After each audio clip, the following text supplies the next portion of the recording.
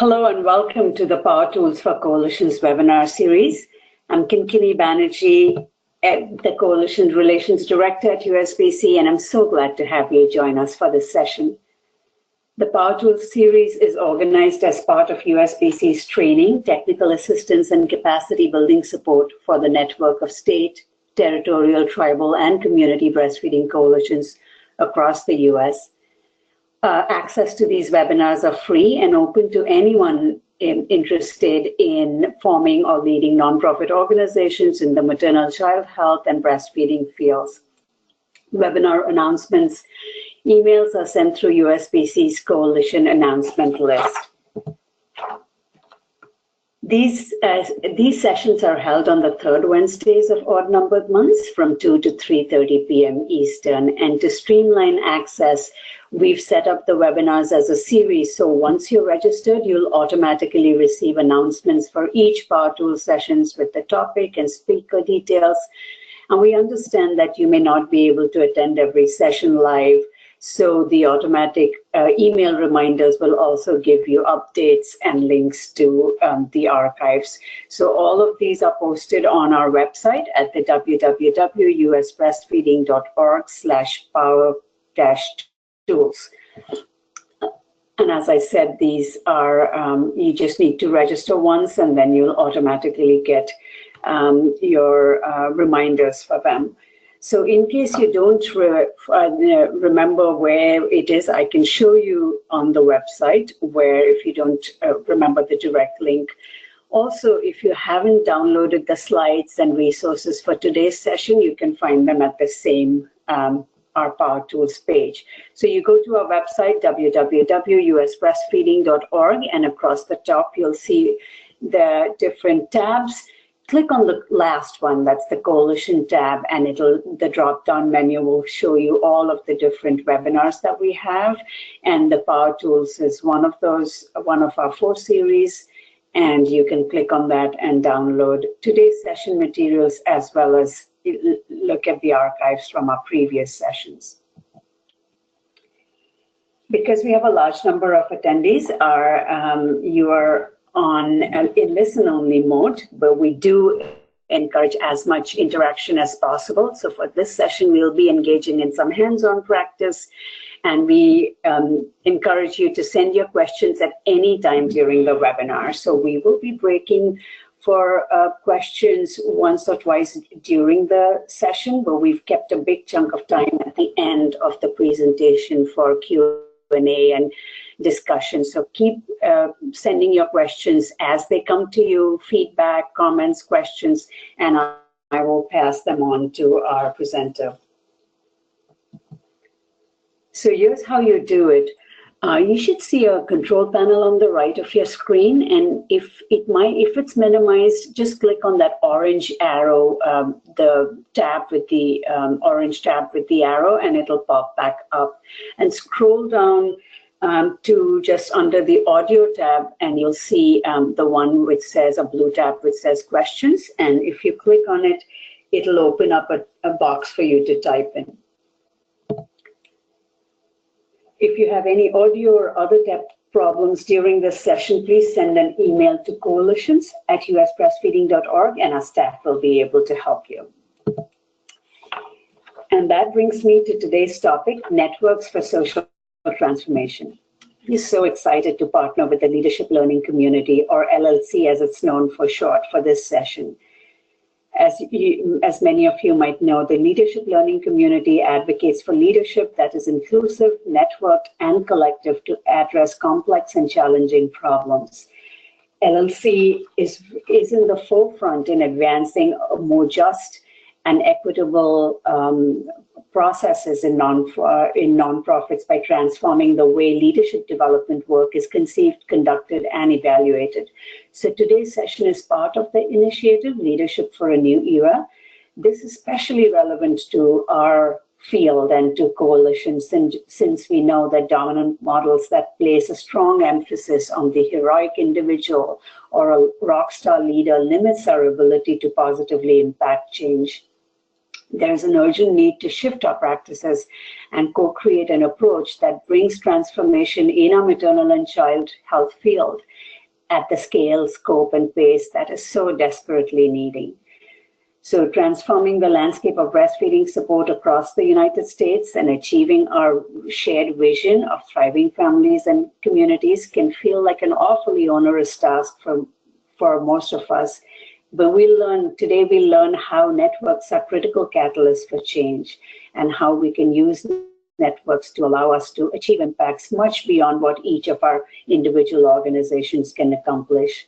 We'll hear how to expand our mindset. We'll practice using some tools to radically transform our collaborations. And I'm delighted to introduce our speaker, Miriam Persley. Miriam serves as the operations manager at the Leadership Learning community. She manages LLC's many projects for its consulting clients and the LLC network. Miriam wears many hats. She's involved in the collaborative research projects. She manages the communications. She keeps tracks of finances. She coordinates events, and for those of you who know her, she's always available for questions and concerns from the nonprofit field. Miriam successfully led their Leadership Learning Community Actions Learning Seed Fund this year. Miriam has her bachelor's degree at UC Berkeley and continues to evolve her abilities with each new challenge. And we are so glad to have Miriam present on Networks for Social Transformation today and share with us some of the fantastic resources that LLC has to offer. And with that, I'm going to turn it over to Miriam. Thank you so much, Kinkini, for that beautiful introduction. I am humbled and excited to be able to be here with all of you today, and I'm really looking forward to this session. I am trying to put my screen up. Hopefully folks can see my slides now. Kinkini, can you confirm? Are you yes, we see it. Yes, we do. Perfect. Thank you. So welcome everyone. Today I'm really excited to talk about networks for social transformation. As Kinkini mentioned, the Leadership Learning community has been around for over 17 years, and we really focus our work on networks, specifically through research and through application of what we're finding and learning about leadership development. And we're always looking for more ways of practicing and expanding our work. So thank you for giving us this opportunity today. Today we're going to cover the basics of what a network is and how folks on the field have been able to use networks to expand their work. And we're also going to be practicing in many ways the tools that we'll be learning about today. And I'll be finishing up with some resources that folks can use. And I'm sure Kinkini and the team will be glad to share those with you all as well after our webinar is completed today. So how is our thinking on leadership changing? Leadership is typically, the dominant culture typically believes that leadership is an individual competency, that it is hierarchical, that it comes from the top down. We see it in the way that we think of organizational charts, and we see it as in the way that we give agency and power to single individuals and believe them to be either in charge or holding all the decisions for our projects or for our work in our government, for instance.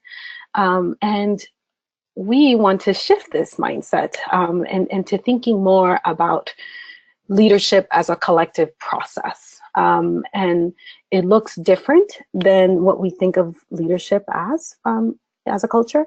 It looks as everyone is a leader. It's a process that we're all involved in. We are all involved. We're all committed to the same purpose, and we want our society to be better in different ways. For us today specifically, it means that we are committed to healthy maternal and childcare and creating those relationships and setting up those children and those families for success. It also means that we're able to adapt together, that we're able to share power and responsibility and accountability, that it is based on our relationships with one another, that we're able to collectively brainstorm ideas, experiment, and create innovative solutions to the challenges that we're all seeing at our different ground levels and in our different regions. It means that we're making time to learn from one another like we are today, and to really tap into the group's wisdom and creativity, to tap into different and diverse perspectives. And that power is and that wisdom, because of its collectiveness, is more efficient, but it's also more enduring than the power that can be held in an individual. And so the distribution of power is not within an organizational structure, is not held by a single person, but rather by all of us collectively. And so this is the mindset and the kind of leadership that we want all of us to be committed to and to start thinking as we think of leadership. And so what can networks do? What is a network? Well, networks can do a lot of things. Networks are very powerful. We can all get new ideas from each other. A single person doesn't have to be the expert. We can all be experts together. We can learn from our different experiences together. We can tap into different fields and together be able to create the momentum and take action that we want and need for us to create the kind of systems change that we're looking for. And so networks can really leverage the power of people. For instance, this is a good example of what LLC's work did this year, and Kinkini was also a part of that, so thank you. We started with a project in January. We were thinking of ways that we could really influence and change the field. And we looked at our finances and realized that we were able to grant $25,000 in an innovation seed fund. And so we were thinking about how we could do that quickly and efficiently. So that was January 17th. And in less than a month, by February 17th, February 15th actually, we had already recruited and engaged 20 people to be a part of our selection committee. And how we did that was we emailed our network, we communicated, we just sent it out and dispersed it, and we said, we have $25,000 we want to give towards the leadership of people of color. We want to enhance the leadership of people of color. We want to give them the opportunities to be able to create experiments and create change really quickly in the coming weeks. And we recruited 20 people of color this way. We just emailed everyone and we said, we're looking for people who wants to volunteer. We opened up a Google Doc and people self-selected and said they wanted to join. And after we were able to get those 20 people and then realized they weren't identify them, we were able then to get together as we are today through Zoom, which is a great virtual tool where you can do video conferences. And we were able to create a grant criteria and eligibility and a scoring rubric and a calibration tool. And all this happened in maybe 6 hours of work together. And it was all done via Google Docs, and it was very quick and easy. And then within 3 weeks of that, of creating that criteria, we were able to create a webinar and share the work we had done together, and immediately opened up a application, a seed fund application where folks could apply through a Google form really quickly. It was no more than 2 or 3 pages long of work that they had to write. And we were able to then compile all those applications. And within and the application was only open 3 weeks. And within 3 weeks, we received 130 applications. And each application had teams. So each team had 2 to 3 people in a team. And all those teams applied for different funding depending on their program. The cap was $8,000, and so depending on the experiments they wanted to do and the budget and all that, and they all lineated those different requirements for us. And then when we saw how many applications we had received, we realized that with 20 selection committee members that wasn't enough for us to be able to read them all in enough time. And so we then went back to our network and we said, we have 130 applications. Who within our network has the ability and the time to be able to review applications? And they were then able to say how many applications they were able to review. Some folks were able to review 20 applications, others only had time for 1 application. And so we compiled all that data, and then we were able to match people to read the applications with the 130 applications. And we trusted, we were very clear that we wanted folks to read applications that they had no connections to the teams. And people were very honest. So when they received the application, they would say, you know, I know so-and-so, or I know of so-and-so, can I get a different application? They were able to swap. And so in the end, we had 103 reviewers from our networks that were reviewing all the applications with us. In the end, all 130 applications were reviewed by at least 3 different people. And all this happened very quickly because the application closed at the end of March, and at the end of February, I'm sorry, and about at the end of March, by April 3rd, we were able to select the final 3 projects. And the 3 projects that were selected, they're working on it now, and they're till December. And in this time frame, they've also been able to get coaching from LLC through their projects through a community of practice, which we're doing also virtually. And so in total, through this very network way, LLC was able to engage over 500 people in about 3 months. And we were able to get 3 projects off the ground, doing experiments, and on the way to trying new things to expand the leadership of people of color. And they will be completed by December. So it all happened very, very quickly. It was all very trusting and open process, and it was very transparent. Anyone that wanted to have access was able to have access to those materials and able to review them. Other examples of achievements that have happened through networks. REAMP is an example that we really love to use because over 160 network nonprofits were able to really challenge the way that auto emissions policies are implemented in the United States. They were able to lobby their collective power and really influence the way that government creates policies that affect our environmental health. We've also seen since 2008 with much of the mobilization that happened around President Obama, we've also seen the mobilization continue in Washington, D.C. and to Nairobi with the women and other human rights marches. And we continue to see that, I'm sure, locally in many of the cities that you're in. We see that as well with the Moms Rising Network, which has catalyzed over 1 million moms advocating for families and the health of children. And we've also seen it with Kaboom, who have a goal of creating a playground for every child within walking distance.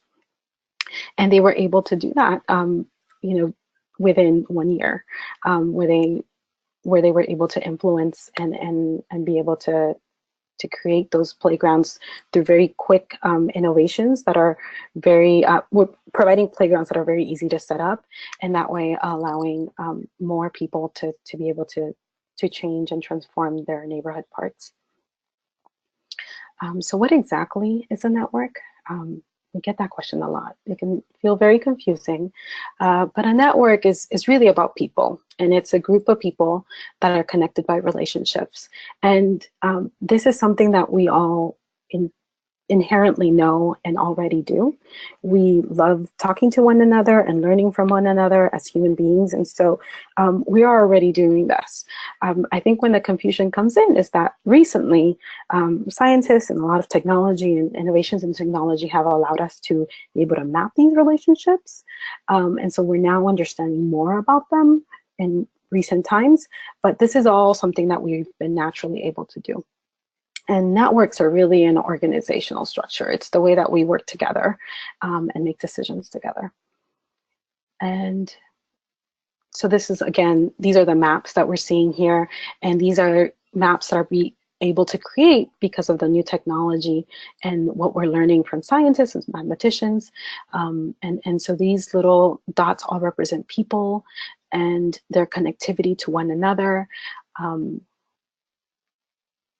And so there's some terminology that comes with this, and I think I wanted to review it because sometimes as we talk about networks, it's good to know what we're talking about, and especially good to know to read maps. And so these red dots here are nodes. It's a person, an organization, or an idea.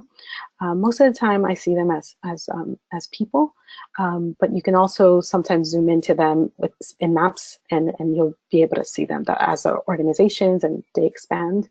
The lines between them are the links. Those represent the relationships that two different people or two different organizations have with each other, the partnership, or the commitment that they have, or exchange of ideas that they have with one another.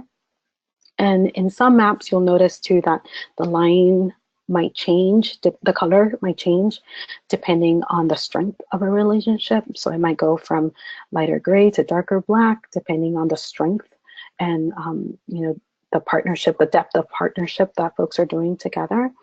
And when you start linking these ideas and these people together, you'll start noticing patterns where you might start seeing what we call clusters. So these are clusters because there are tighter links within them.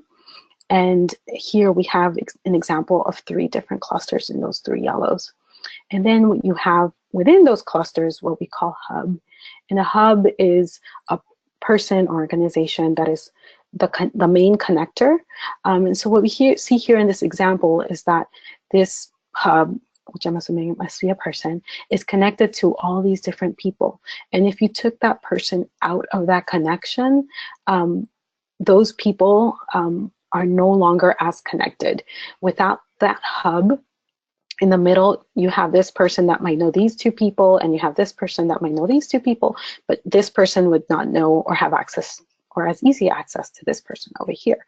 And so this hub is a very important part of this cluster. And then you have what is a bridger, which is a node that connects different clusters. And in this case, this bridger connects this cluster to this cluster and this cluster and so on. If that bridger was not there, then this cluster here would be completely disconnected from these 2 here. And so that person or organization plays a very important role in this network. And as you can see, they might not be connected to as many people, but because of the relationships that they have and because of the partnerships that they have, they are very key in keeping this network connected and healthy. And so more about the patterns of network growth that we're seeing through, like I mentioned, this technology that we're now learning about. This is the process of a network. And networks are constantly changing. They're always in process. And so somewhere along this line, you'll notice maybe some behaviors that you see in your own networks.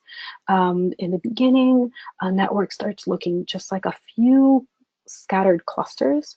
It is not clear what the connection is between all of them, but maybe these group of folks just have an aligned purpose. They might not even know of one another yet, but for instance, their goal could be to increase breastfeeding within a certain population.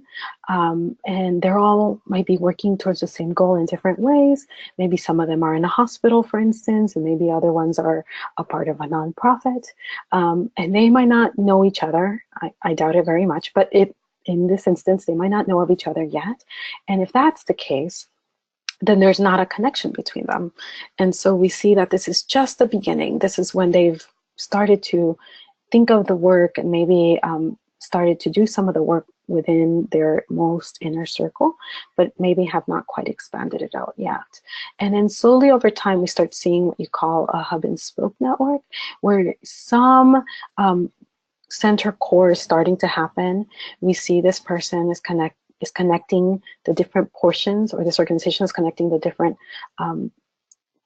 peripheries and these different groups outside of the center, but it's still all dependent on this very one single connection.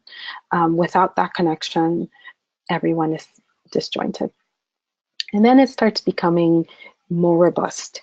There's multiple hubs, there's multiple people connected to different parts of the network. And this center is starting to develop here, where more and more folks are connecting to one another and working together. And then this is what we call a healthy network, where you have a very strong and dense center that is highly connected. These are maybe folks that have been working for many years together. These are folks that are partnering with one another, and it's going probably beyond just themselves. It's becoming an organizational one. And so multiple folks within their organization are working with multiple folks in another organization, and in that way those relationships are tightening up. And then what you see in the outer network is folks that are linked or know of this core network here, this core part of the network here, but they might not be as involved, maybe because though they're committed, they're not as hands-on or directly involved in the work as it's happening. And so one example that I heard today, which I thought was very interesting, was that you could imagine that this person out here maybe works for NASA, and that person may not necessarily be involved in maternal and breastfeeding health for children, but if you wanted to create a breastfeeding or lactation program at NASA, you would be able to connect with this person right there and be able to start that at some point, for instance. Or and so in that way, this person is not quite needed all the time or every day, but if you needed them, you could pull them in, or you could pull in their expertise. If you wanted to know what the lactation program in NASA is like, you could give them a call and they would tell you. And so in this way, they're still connected to the network. They're just not as involved, they're not as hands-on, but they're a resource that you could tap into at some point. And so our goal as we create networks is to get to this healthier phase of the network, a self-sustaining network, where regardless of an individual connection, the network's work can continue to grow and continue to keep going. So this is when this is what we want as well, because as we know with individuals, when someone gets sick, when someone has to take maternity leave, sometimes, if it's all in one person, then the work would have to stop. But if all of us can take it on, then individuals can step in and out as they need to, and the work can still continue, and we can still continue to challenge those systemic problems that we're seeing, that are challenging and being in the way of the progress that we want to see. And so I wanted to leave some space for burning questions, because I know we have a long session with us today. So Kinkini, are you or Danae seeing any questions around the basics of networks that might be helpful before we move on? Miriam, I don't see any questions right now, so we could move on. Great. So now we're going to talk about transforming our work and in ways that we can put this mindset into practice. So these are the 4 strategies that we found are helpful to creating an effective and intentional network. The first really is this connection piece. We need to be able to trust and connect with one another, with individuals, in order to find that trust and strength from each other. And then it comes the alignment and being able to act on that alignment in our goals, and then the support in order for the network to be effective and self-sustaining. And so in order to connect, we have to create opportunities for partnerships. And what this means is creating the time, creating the space, and really just being able to listen to one another and create those deep, trusting relationships. Yes, but how?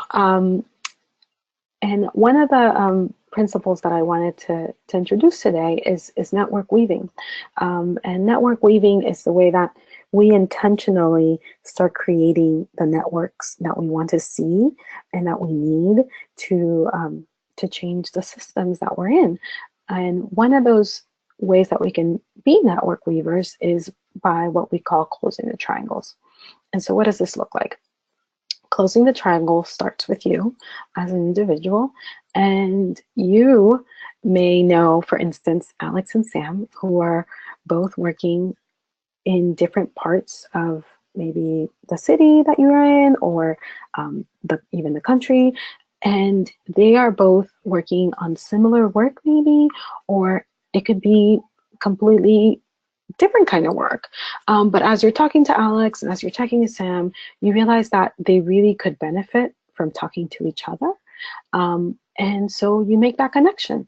And as a result, you strengthen the network. You create that very tight core that we were talking about when Alex and Sam now know each other. So then Alex and Sam can start working together as well. And you can start working with them as well, or partnering with them, or exchanging ideas with them. And that in itself strengthens the network, and it creates those very strong cores that we need in order to have self-sustaining networks. And so now we're going to take a few minutes to practice. As you're thinking about folks that you know that maybe are not working together yet, take a minute to write down a name, or at least two people that you can connect to one another. Is there someone in your staff? Is there someone that you know from a different, maybe even field, but that could help strengthen the network, whose work, if they work together, would be able to really strengthen the purpose towards greater maternal and child health, newborn health. So for inspiration, if person A knew person B, they could learn from one another and work together. Or for instance, if person A and person B are working on similar work and have similar interests, it would benefit them to learn from one another. So I'll give us a minute or two to think about who those people should be, and let's all make a commitment to connect them. Another suggestion would be, as Kintini mentioned, this webinar is a series. Are there folks that don't know about this series that could benefit from the series? That is also a way of sharing resources with them and being a network weaver.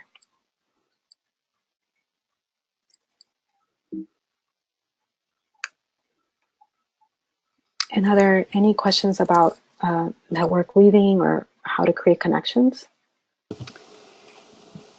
Thanks, Miriam. We do have a question for the previous section too, but as you were speaking about this practice, I was thinking about, in Alameda County, we are working on something on community-based building a cadre of lactation support providers, and how I could connect them with my folks that I know in the Southeast who are doing this already so well. So there are just so many ways in which we could be doing that. Mm-hmm.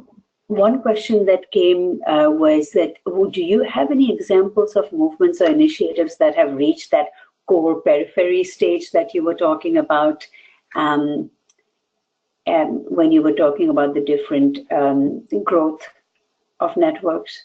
Yes, definitely do. And there's even more examples of that, I think, in some of the resources that I'll share later.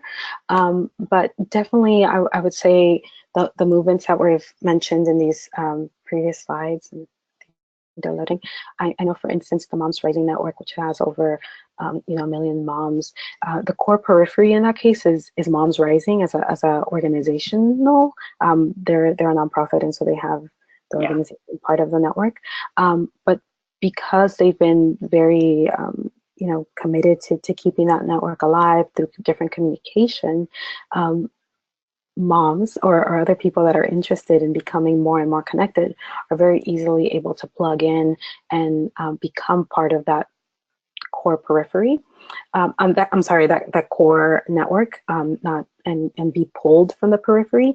And so network weaving is literally the act of let me pull this up, of taking someone from the, here we go, where is it? There it is. Taking someone from this outside and pulling them in by connecting to different people.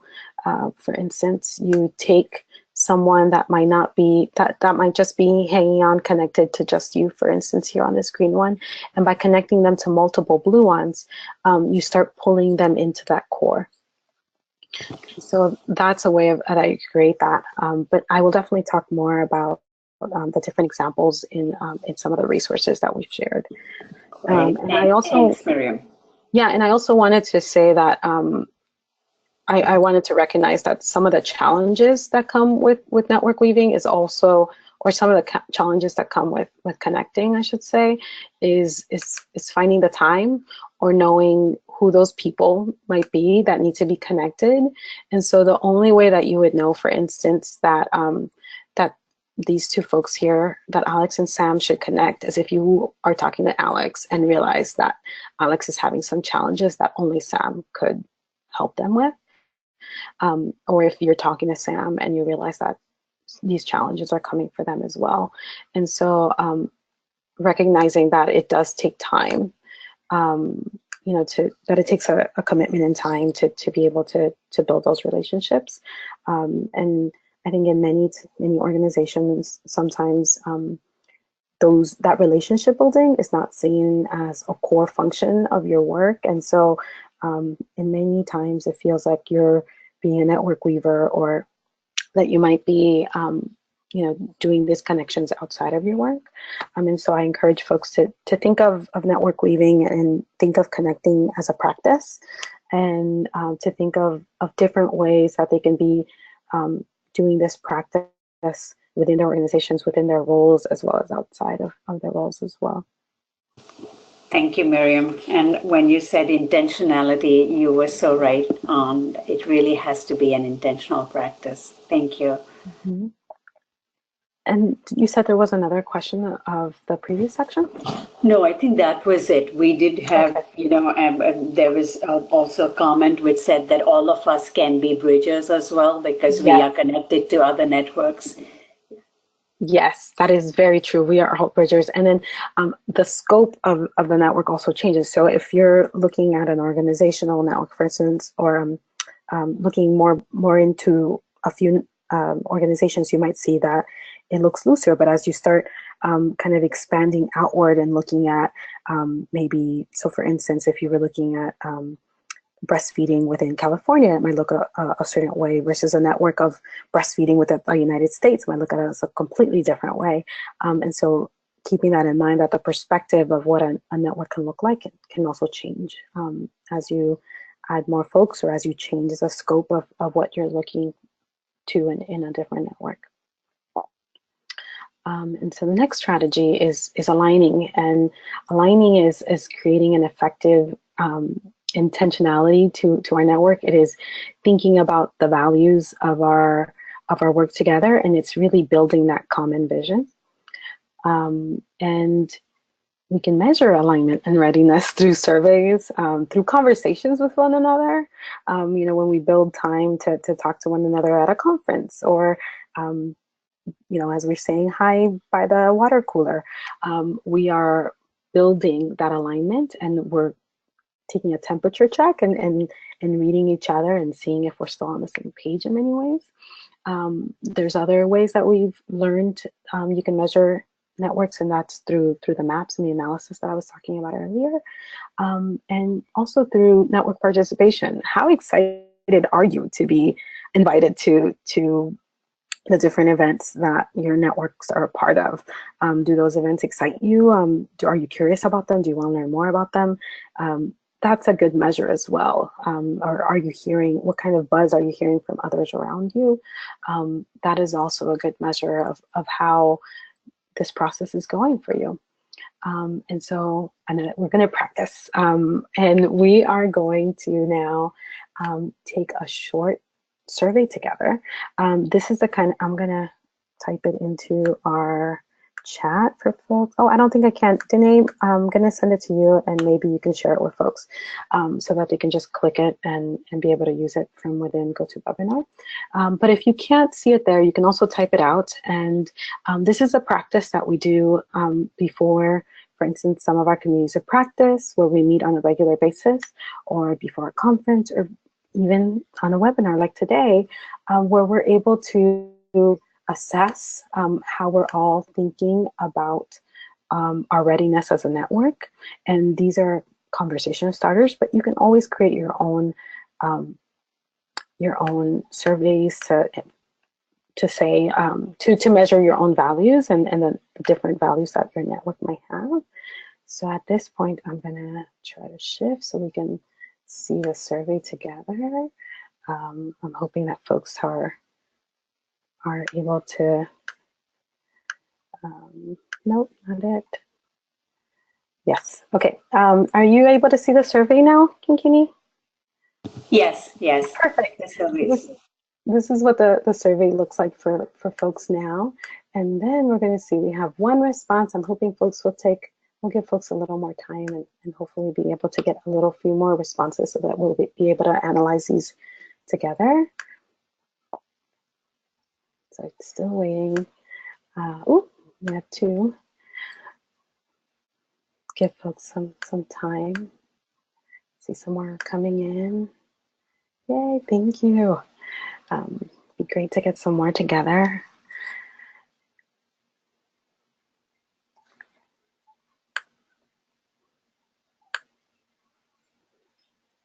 Great, thank you. I think we have a few more that we can wait for. I know it's a little long.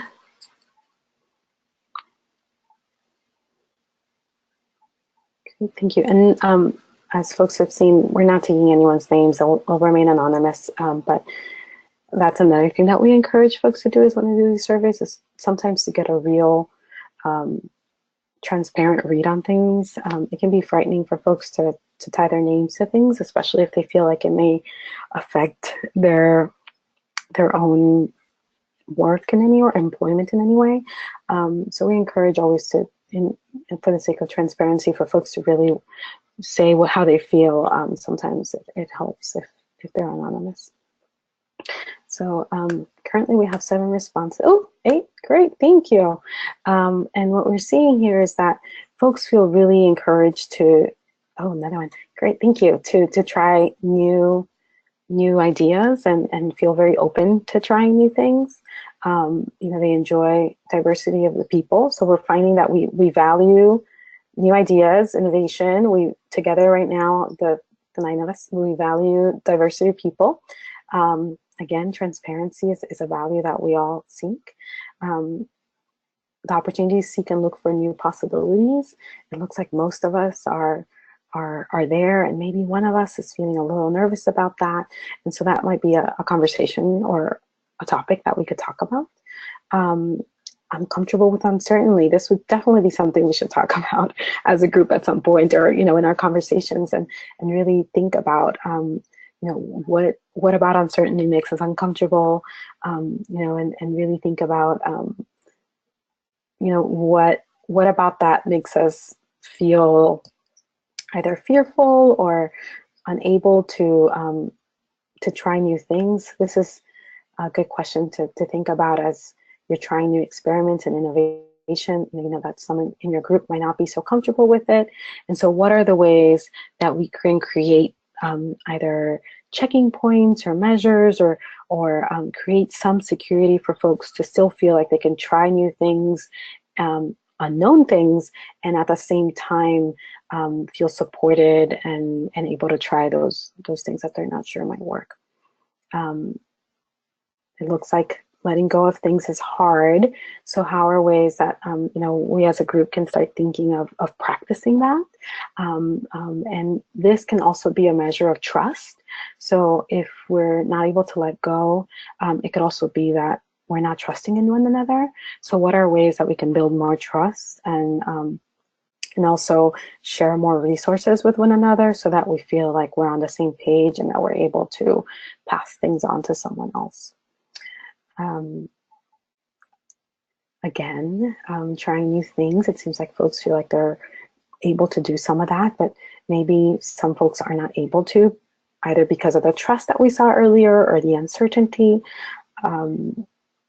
Yay! So a lot of folks work to make work fun, and some folks may not.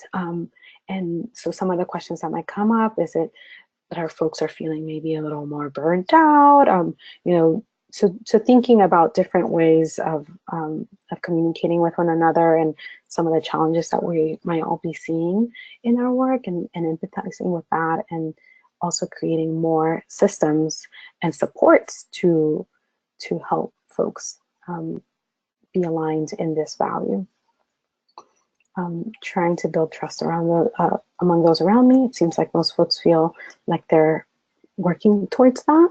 And again, maybe this person doesn't feel that way because maybe they're not trusted themselves, or so again, thinking of ways that we can realign our values together. And yeah, most people feel like they work collaboratively with others. So that's also a good thing. And for those that don't, again, looking back at those values that we discussed earlier and thinking of ways that we can be realigned and find that common thread. But as a whole, based on, and granted, it's only 9 of you that filled this, thank you. It seems like most of us here are on the same one.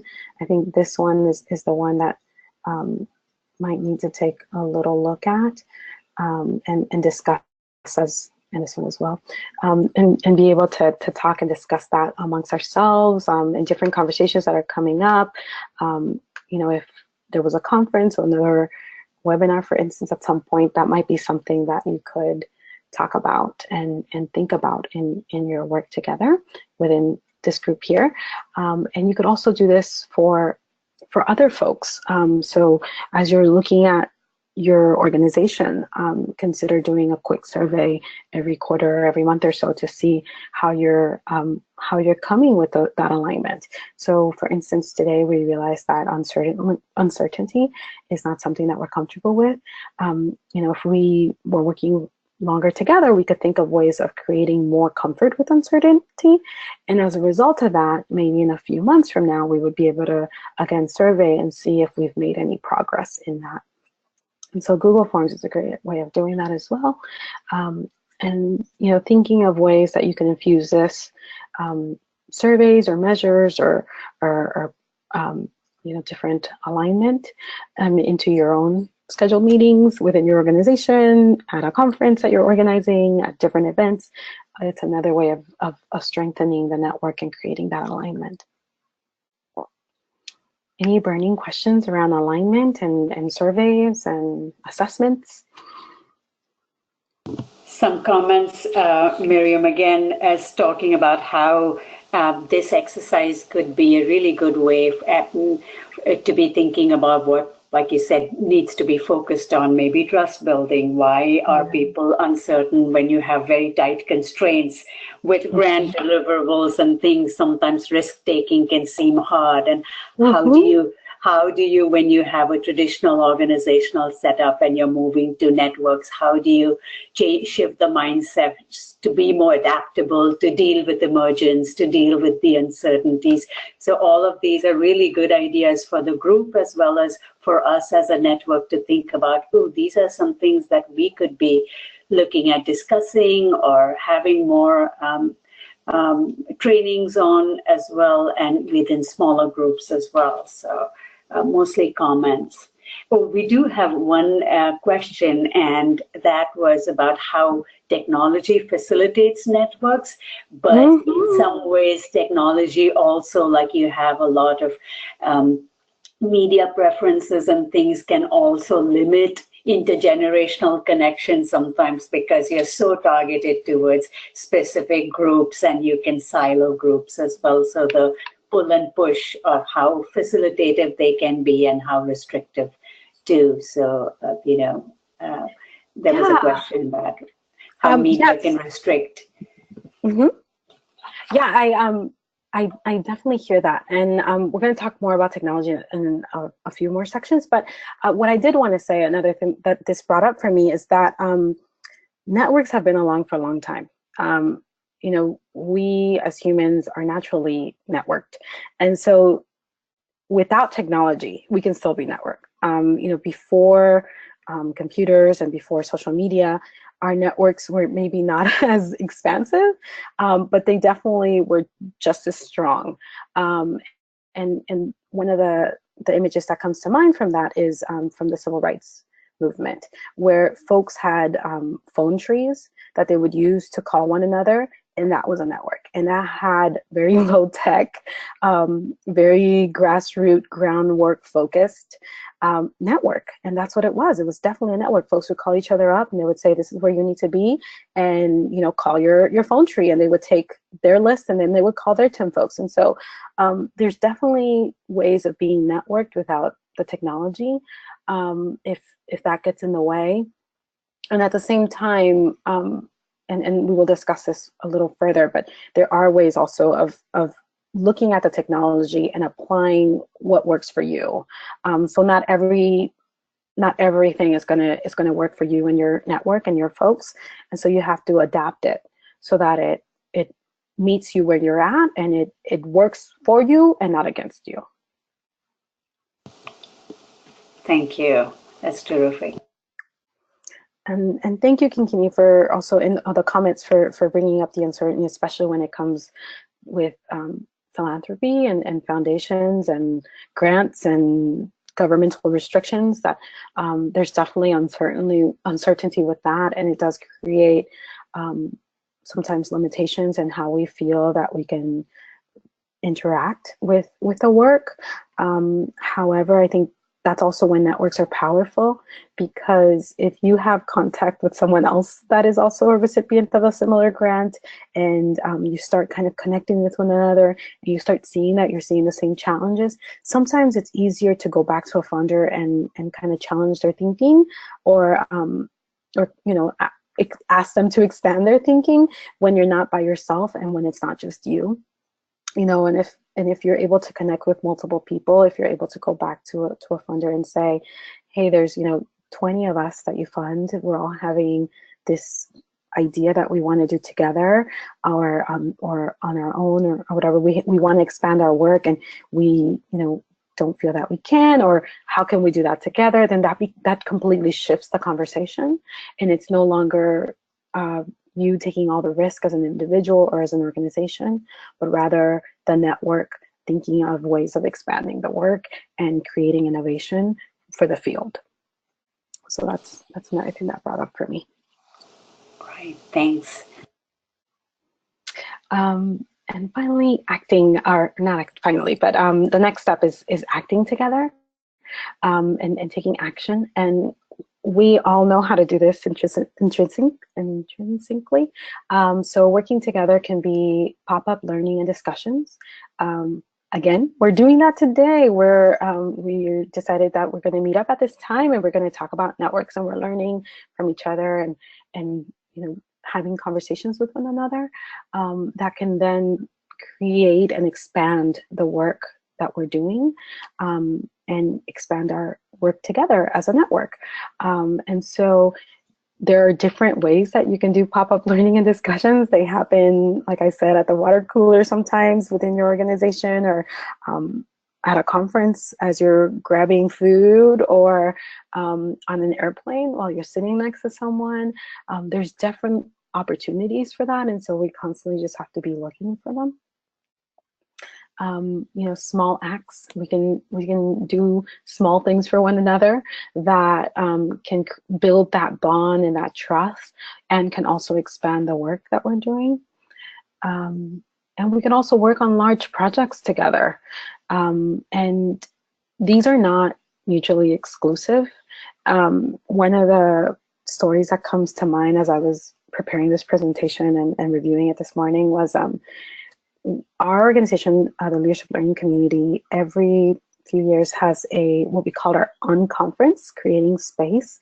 And in our unconference, people from all over the United States, sometimes even internationally, come together and we discuss different topics on leadership development, and we learn from one another.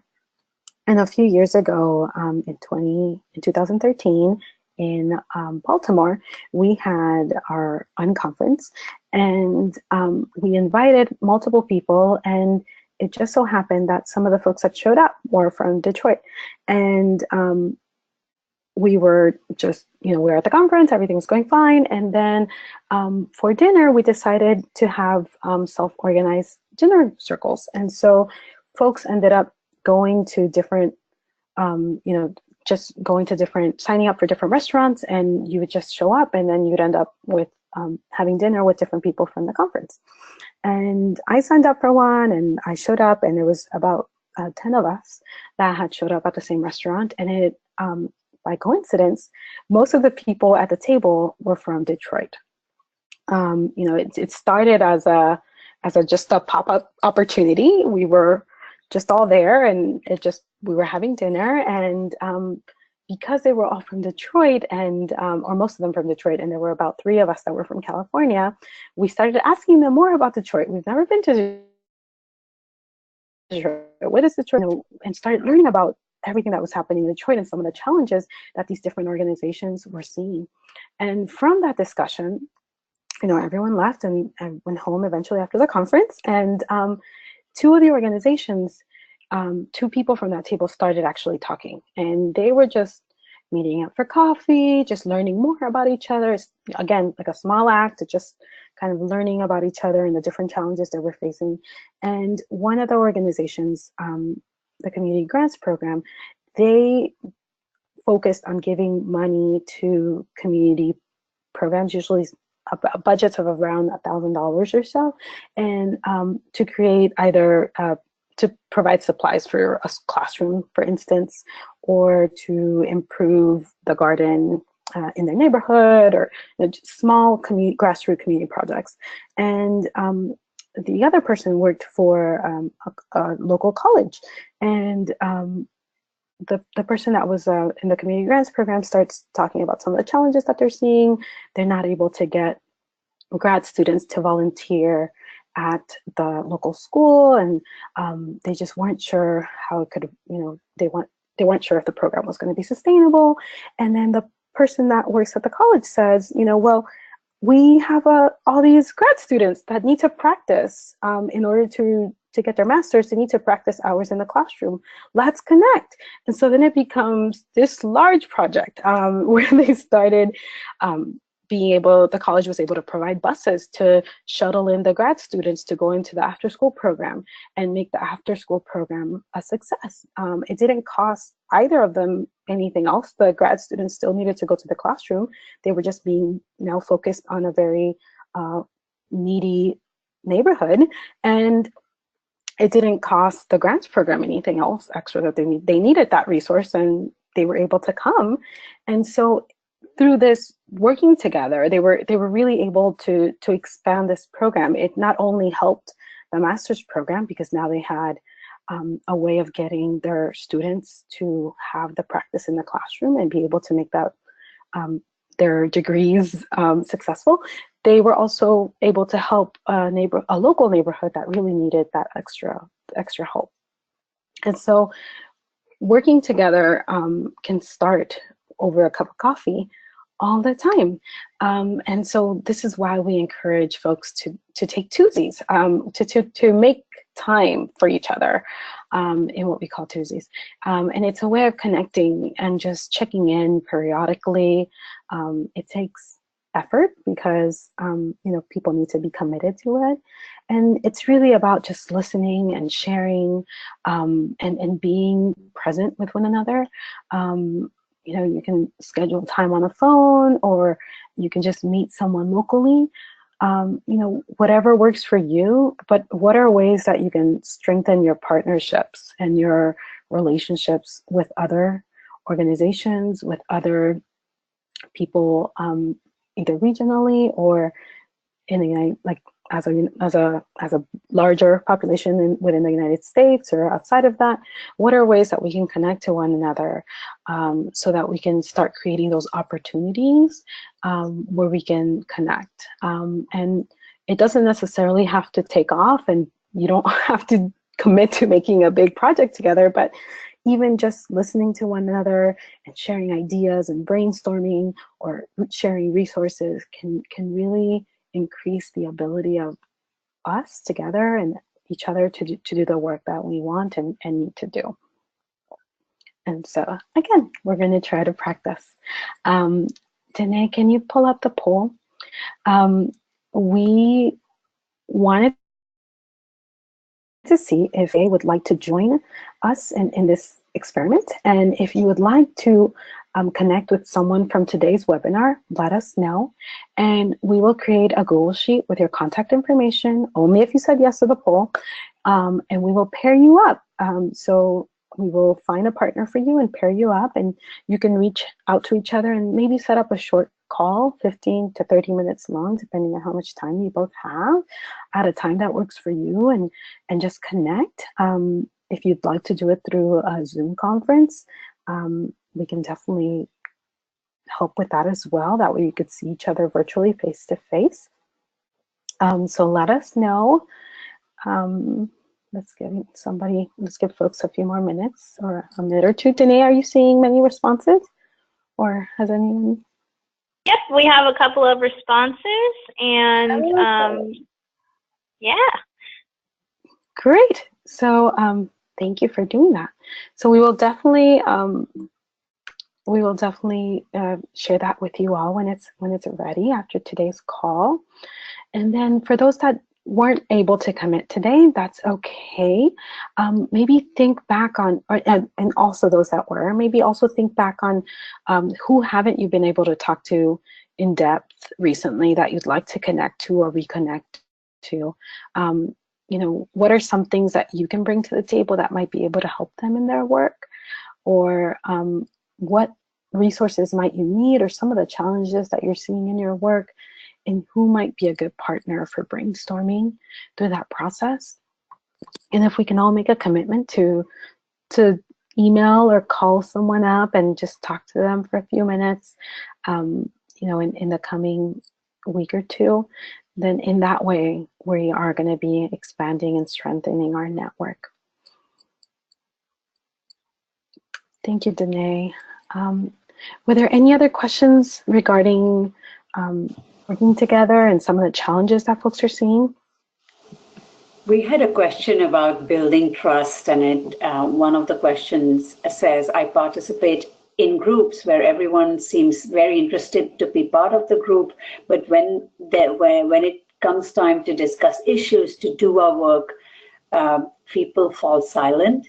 And it seems that it might be a symptom of a lack of trust or a lack of confidence about the value of one's own perspectives, combined with maybe just burnout or overcommitment. And how do you have any recommendations to disrupt that dynamics as you're building networks with sometimes new partners and trust building? Mm-hmm.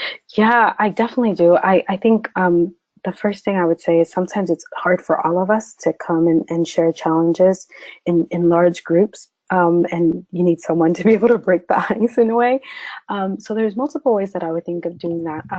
One way that you could do it is even before you have a call to share some of the challenges, you can pair people up, like I recommended in Tuesdays. You know, break people into groups, very small groups where they're able to talk to just one other person and really think about the different challenges that they're seeing, and then ask them to write out those challenges either in post-it notes or you know, through a survey, like we said, that feels anonymous, and then be able to present to take all those different challenges and put them together, so that way folks don't feel like they're being put on blast, or that they're being picked on, or that you know, they're on their own, and folks can really start, you could even, if you have like posters, for instance, you could even start theming some of those challenges and focus on the challenges that have the most, you that you're seeing the most often,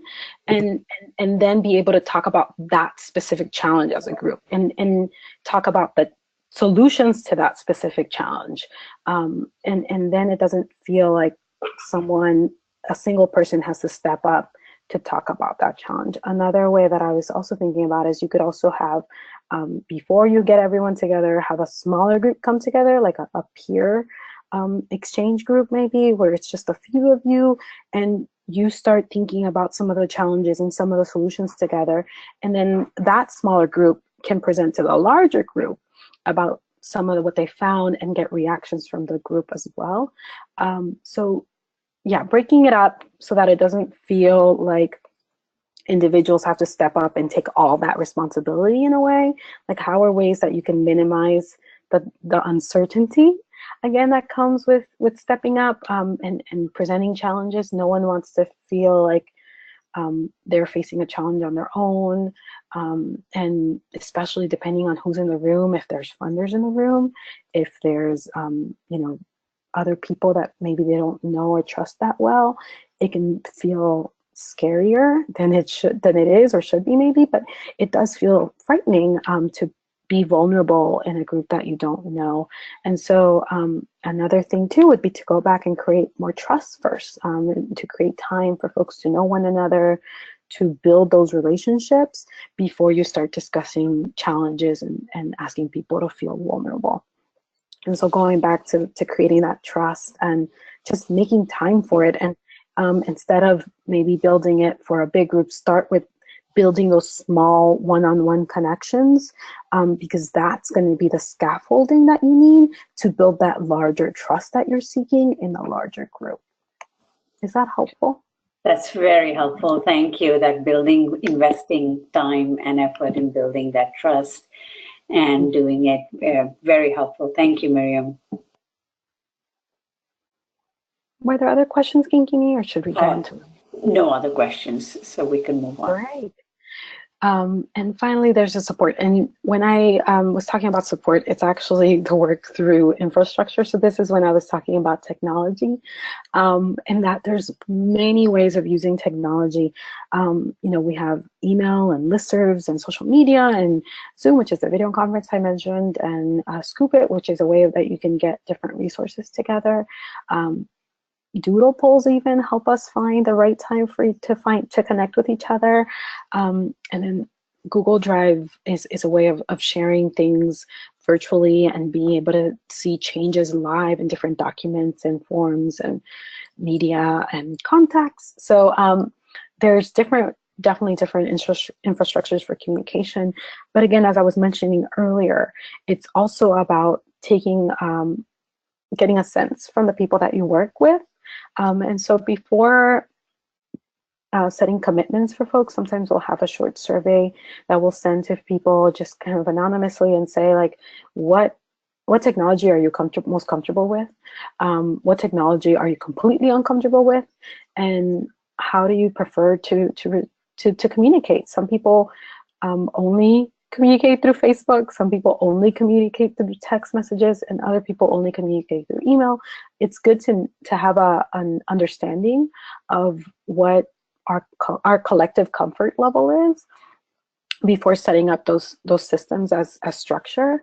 And after you have a sense of where people are at and how you can communicate with them, then you can start setting up those structural norms for your network. And so definitely recognizing that technology can be, and especially for different folks, can be very frightening, especially if you're not very used to working with it or don't feel comfortable with it. And that is okay. As a network, we can learn from one another. And there's folks out there that can help you. And there's also ways that as a network we can stay connected, even if those systems don't work for you. So what are different ways that we can plug into one another and connect with one another and receive that information that we all need and the resources that we need to be able to do our work together? And so with that in mind, practicing, reflect on the systems that you know best and you're comfortable with. Does your network use similar forms of communication? And do they work? Do you feel like people are really connected? Do they really understand what you're telling them?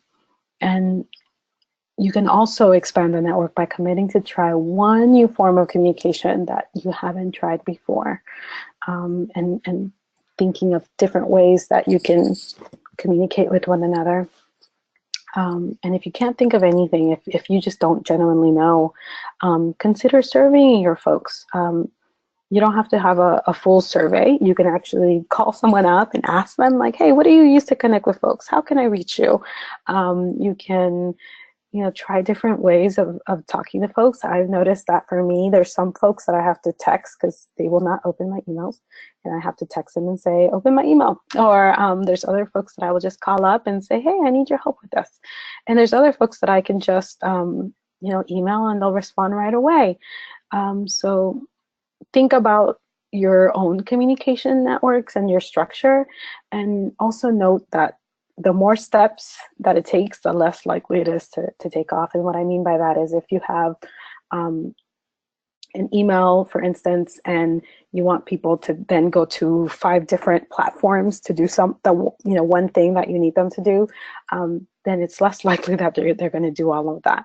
So making it easier for folks and understanding that we're limited on time and that we're all in this together can really help as we think of different ways of setting up our communications with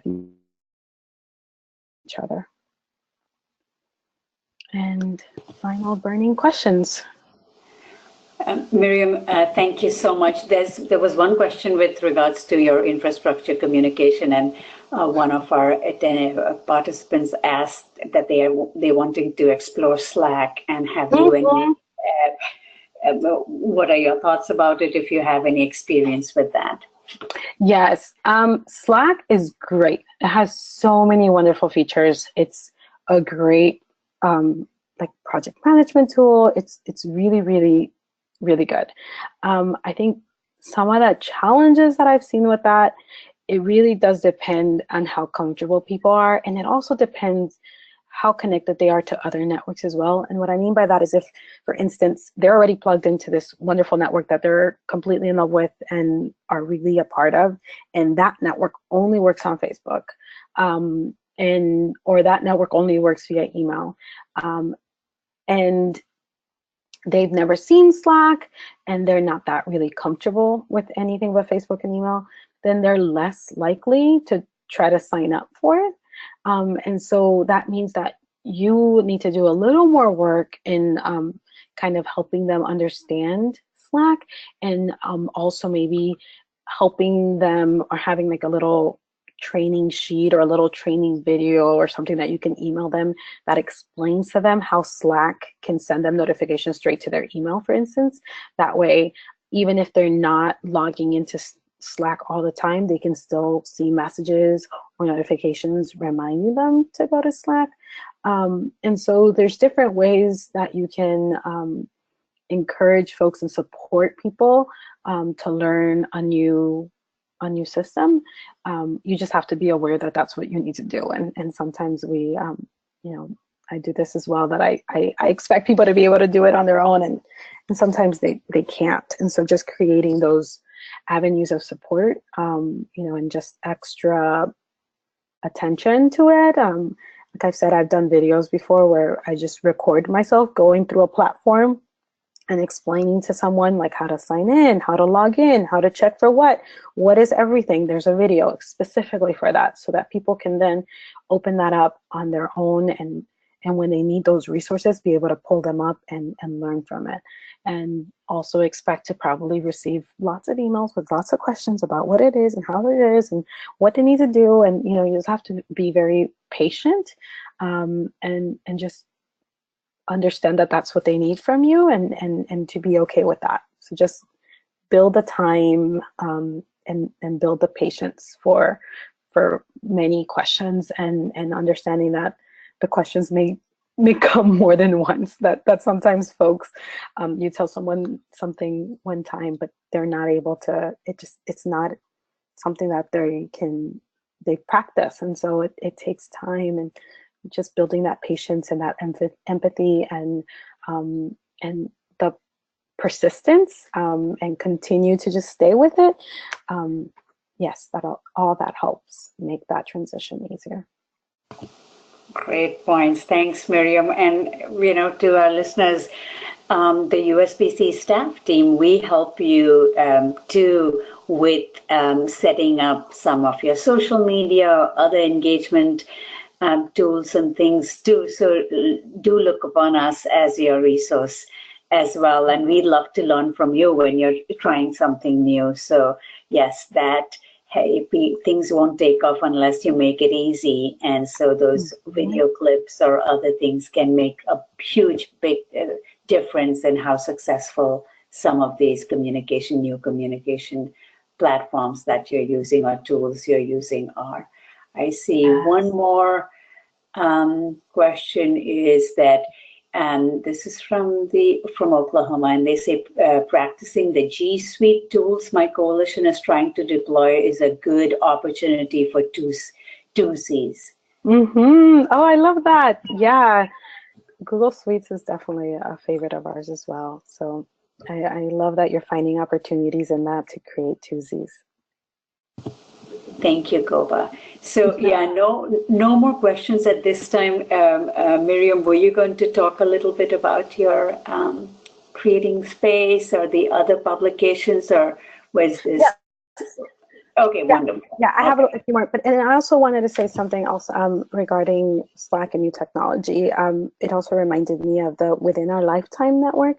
It is a group of folks interested, I wouldn't say interested, committed really to eradicating racism within this lifetime, and creating.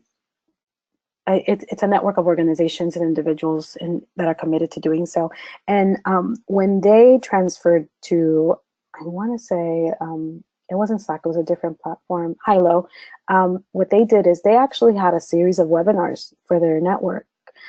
They had 3 different webinars at 3 different times and days to create a lot more flexibility for different people and their schedules. And they had trainings where folks came in and they walked through the platform together, and people were able to ask questions. They were able to record all those 3 sessions and share them with back to the network.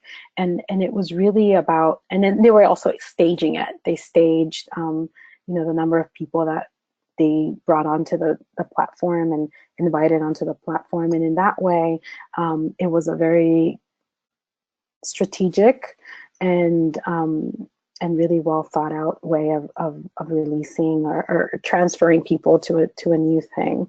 And they also had within the Hilo platform, there was another section similar to Slack where you have channels. They had a channel specifically for people's questions around Slack, and because they had kind of had people come in at different waves, there were people that were a little more experts at it, and then when they saw those questions, they were able to answer them, and it wasn't just on the staff to keep looking at the Hilo help channel, but it was really on just everyone supporting one another. So again, going back to that network mindset of helping each other and creating different resources that then they were able to look at and become self-sustaining in this new platform. Excellent. Thank you. So I wanted to share a little more about our publications. The Leadership Learning community, like I said, focuses on research and applying what we're learning. And so we have a series of publications. If you wanted to learn more about networks, Leadership and Networks is a wonderful piece, and it has case studies and examples of different ways that, examples of different successful projects. So I definitely encourage folks to look at that one. The Leadership and Collective Impact is really a guide with principles that you can then apply to your own work. So that's also a great one if you want a more robust how-to in looking at the way that you're doing things and for inspiration, and as well as the Leadership and Large Scale Change, which also has more tools and case studies that you can look at, and is more recent from 2015. And then next week, I was telling Kinkini how excited we are. Our Leading Cultures and Systems Change, How to Develop Network Leadership and Support Emerging Networks is coming out. And that is it's going to be our most recent, and it has even more case studies. It came out of a very in-depth project that we did a few years ago, and we were able to unite and meet with multiple people in the leadership development field and really talk about the challenges that they're seeing and how to support them and create innovative solutions to those challenges. And so I encourage you all to be on the lookout and keep an eye out for that new publication that's coming next week. And all of our publications are available on our website, which is leadershiplearning.org. On there as well, we have our own webinars, which talk more about networks and have in-depth examples from different organizations that are working on networks and some of the challenges that they're seeing and their solution to those challenges. Specifically, I'm thinking about a webinar we did recently with the DentaQuest Foundation, which is a two-part webinar that talked about the DentaQuest's goal to increase the access of dental health for vulnerable children throughout the US and the way that they were able to do that. So all those resources are available at theleadershiplearning.org. And as I mentioned earlier, we have our Creating Space conference, and this year we're going to be meeting next month in New Orleans, October 25th through 27th. And we're really going to be talking about implementing this work with equity and integrity and creating racial equity in the work that we're all doing within our networks, within our organizations, and again, how we can work better together. So if you're interested in coming, please join us. And if you wanted to know more about how to connect to LLC, you can sign up to our newsletter and follow us on Twitter and on Facebook and on LinkedIn. And you can also connect with me at Miriam@leadershiplearning.org. And again, I really just wanted to thank everyone today for joining us, and thank you, Kini. I wasn't sure if there were any last questions, Kini, that you wanted me to cover. Thank you so much, Miriam, for this terrific session. I wanted to highlight your other publication that is on leadership and race, how to develop and support leadership that contributes to racial justice. There's just so many great resources that are free to download from the LLC website. So please do get each of these reports as well.